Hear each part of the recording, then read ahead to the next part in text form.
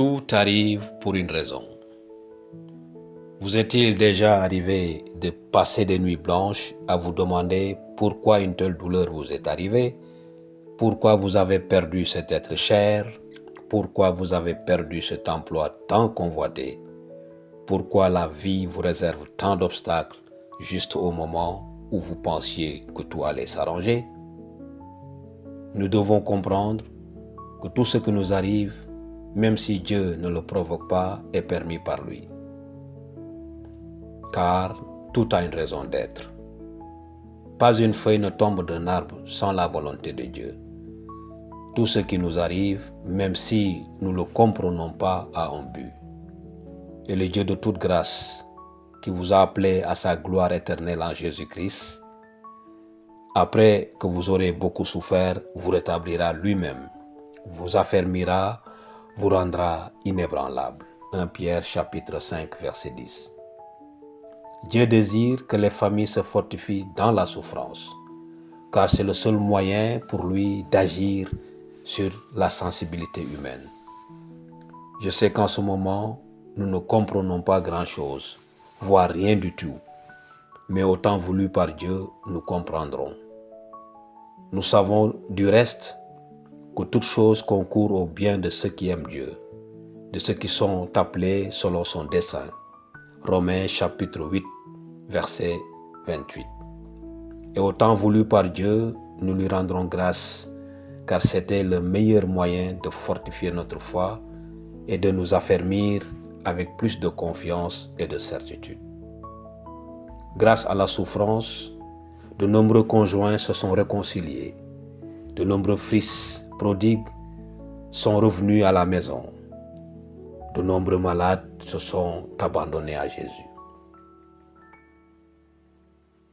La souffrance semble souvent injuste, mais derrière elle se cache la victoire, le réconfort, l'apprentissage, la guérison et le bien-être mental et spirituel. Ce n'est possible que si nous vivons pleinement notre souffrance à travers la foi et l'amour.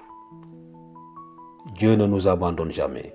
Dieu n'abandonne jamais une mère qui pleure et gémit pour ses enfants. Dieu est toujours présent dans chaque cœur en larmes, au milieu des épreuves d'un parent ou d'un enfant désespéré. Nous devons laisser chaque épreuve de la vie se transformer en force par la grâce de Dieu. Nombreux sont ceux qui se demandent ce qu'ils ont fait de mal pour mériter un tel sort injuste. Nous pensons que la souffrance ne devrait pas toucher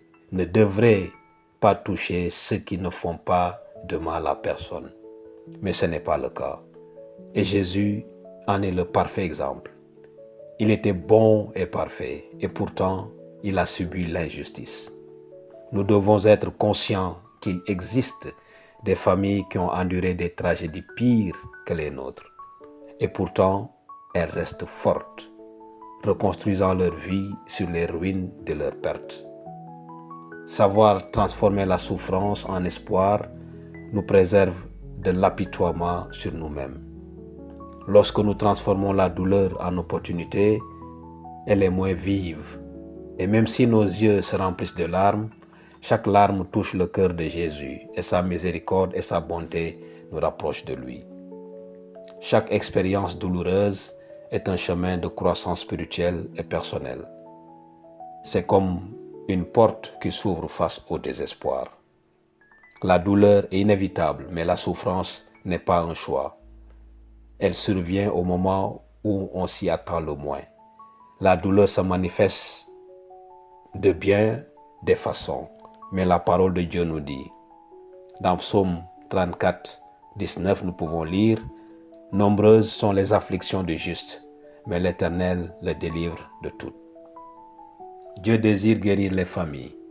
Chaque mari blessé par la frustration, chaque femme accablée de chagrin, chaque enfant abandonné. À toutes les familles, Dieu dit, « Dans ce monde, nous aurons des tribulations, mais prenez courage, j'ai vaincu le monde. » Jean chapitre 16, verset 33.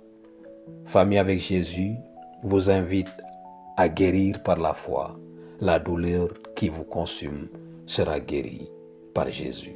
Au nom de Jésus, nous prions. Amen.